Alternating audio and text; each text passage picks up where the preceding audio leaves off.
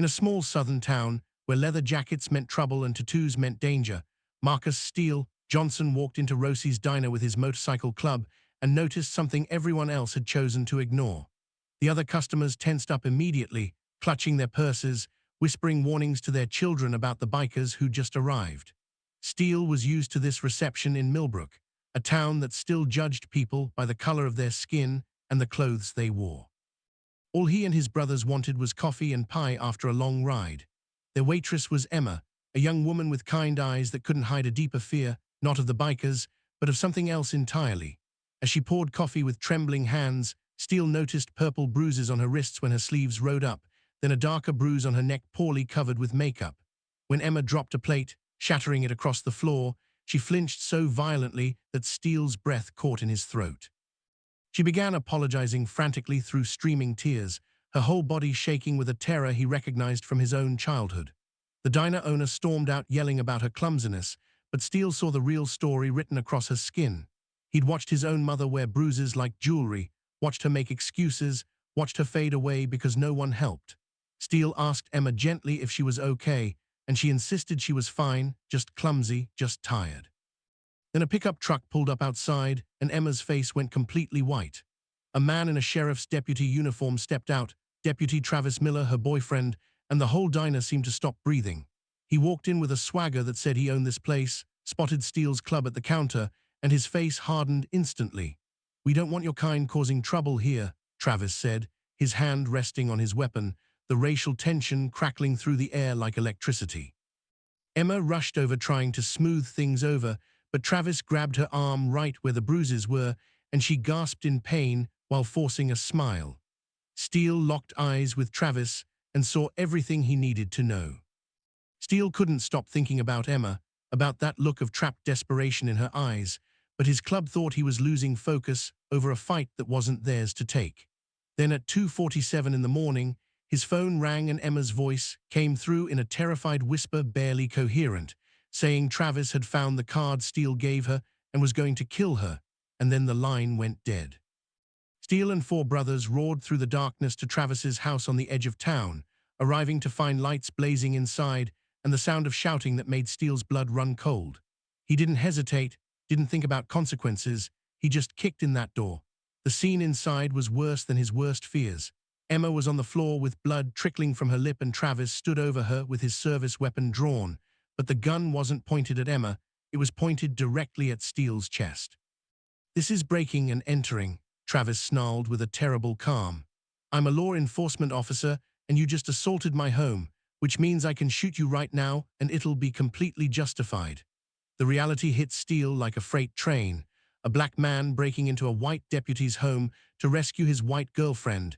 Every racist narrative the town believed suddenly coming true in the worst possible way.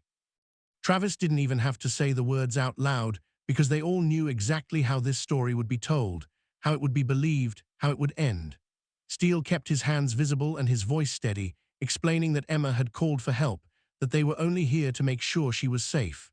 Travis laughed bitterly and asked if Emma had really called these thugs, these criminals, instead of talking to him like a civilized person.